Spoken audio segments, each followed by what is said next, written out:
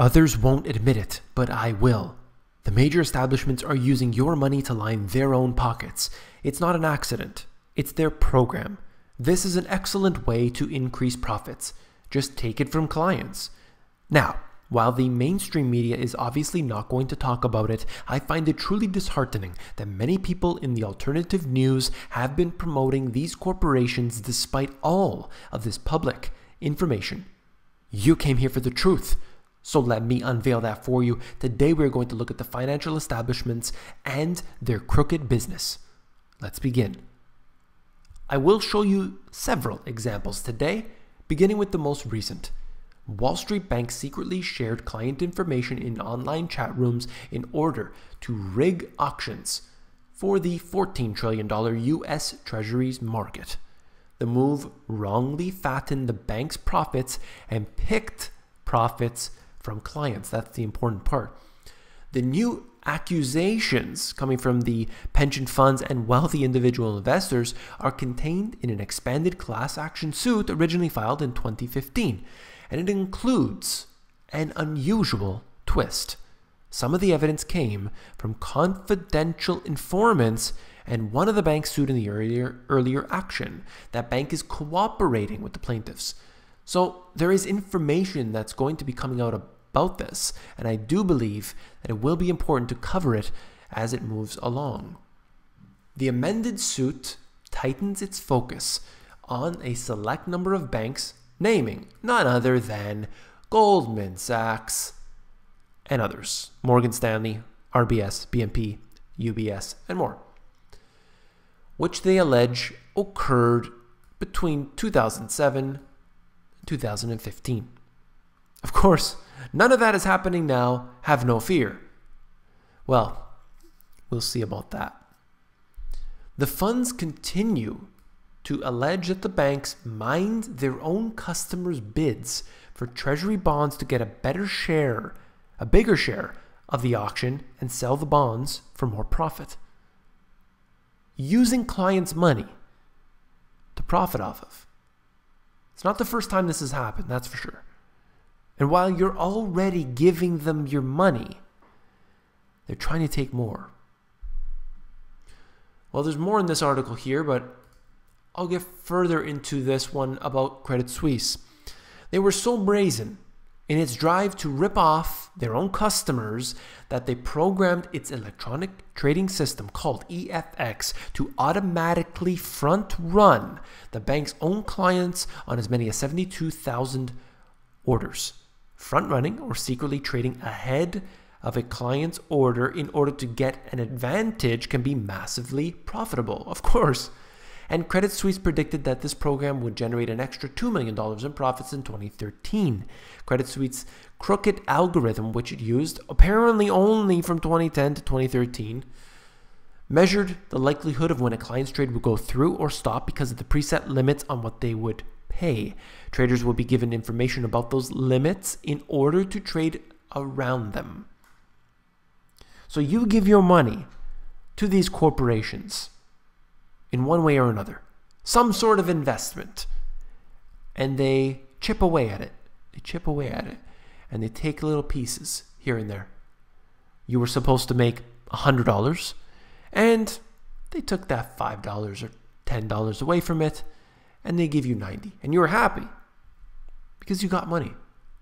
And it wasn't from, management expense ratios that they have out there. We'll give you a low expense ratio of 1% or 2%, and it's passively managed, and all these things that you hear in the financial terminology, the jargon. They're actually taking. They're literally just stealing money from clients. That's unacceptable. And it's not just these handful of banks. They all work together. Has anybody not realized that? That all of the banks, all of the major financial institutions, the investment companies, from top to bottom, they are all corrupt. They are all together. They all work in sync with each other. And guess what? They work with the central banks too. They're all one and the same. Don't think that they're not. You might remember this, but the LIBOR Scandal. So what is LIBOR? A global benchmark interest rate used to set a range of financial deals worth an estimated $450 trillion. That's right. Now, why is it so important? As well as helping to decide the price of other transactions, it is also used as a measure of trust in the financial system and reflects the confidence banks have in each other's financial health. That's wonderful. It seems like such a good thing. But unfortunately, they were caught coming together and ripping everyone off. They were making it very profitable for themselves, all the major establishments coming together and deciding how things would be. Once again, taking advantage of the average individual.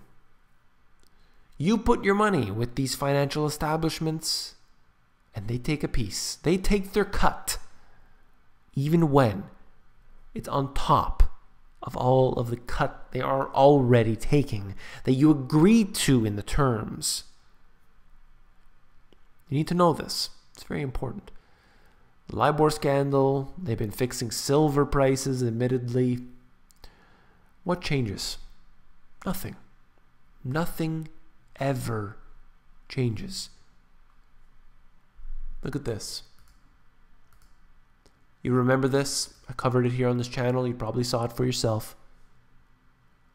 Employees from all five of Canada's big banks have flooded Go Public with stories of how they feel pressured to upsell, trick, or even lie to their customers to meet unrealistic sales targets to keep their jobs.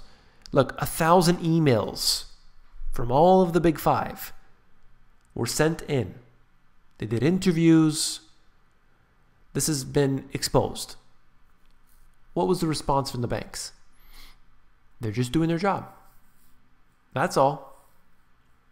Just doing their job. They didn't say that we will fix it. They didn't say that, this is something we have to deny.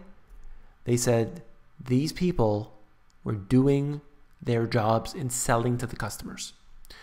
Unfortunately, it's not just sales in this instance. They were putting people into different bank accounts, into different investments, giving them different things. Like, for example, the person was in an account and that didn't make them any profits. But if they upsold them to another account that had a monthly fee, well, then they would get a little commission off of it. Or the company would basically have more sales. They would do better. They're basically forced into it. And so they would put them into that if, for example, they realized this person always has that minimum. There's a minimum requirement, so as long as you keep the minimum in there, you don't get charged. So they figured, hey, this person will never even know. So they would do that. They would put that person in there. They would give people their line of credit that they didn't even ask for. Didn't even use it, but they signed them up for the line of credit. How they ever get away with all this, I have no idea. But they did it. And they didn't do it once or twice or 10 times or 100 times. They were doing it thousands and thousands and thousands of times. All employees. All establishments. So then what? Well, nothing happened to them. Nothing happened to the people on the lower end. I mean, some of them were probably fired for this if they got caught. Talking about the truth. And then you look at the management, nothing happened to them. And the executives and the companies and the stock prices and everything else, nothing happened at all. You can do whatever you want in the financial establishment. What about this? A loophole for Mr. Paulson. You remember this? Henry Paulson? Well, he gave himself a nice $200 million tax break. How did that work? Well, it's very simple. Once you work for Goldman Sachs, you can do whatever you want. And he became Treasury Secretary, and in doing so, liquidated his positions due to conflict of interest, So he liquidates the positions. Normally, you would have to pay capital gains on that. But because it was done in the fact that he's going in to become the Treasury Secretary, well, all of a sudden, he's being forced into it. Therefore, he doesn't have to pay any tax on it. So he gave himself a beautiful tax break. It's something that you and I couldn't get. We would never have that. And because you're the Goldman Sachs boss, you can do whatever you want and get away with it. And last but not least, this. How a big US bank laundered billions. You remember this here. Wachovia, Wells Fargo, they were caught laundering $383 billion, I believe it is, $373 billion through their banking establishment. Watched it all happen, let it all happen for those in Mexico doing these nefarious deeds. And so what happened to them? Well, nothing at all. They get a little slap on the wrist. That's all. So these are only a few examples. There have been many more. But my point is that there are many people out there who have put their trust into these establishments, believing that, well, they're safe and they're sound, therefore we have nothing to worry about. I would disagree with you on that, that's for sure. It's just, I think, as I said in the introduction, it's disheartening to see those out there promoting these type of businesses, and I, for one, will not. I don't care. Call me whatever you want, but as far as I'm considered, this is immoral. This is against everything I believe in. So, do what you may. I'm just informing you. That's all. If you found the video informative, please give me a thumbs up. And you can see my books at Amazon. Links are in the description below. Take care.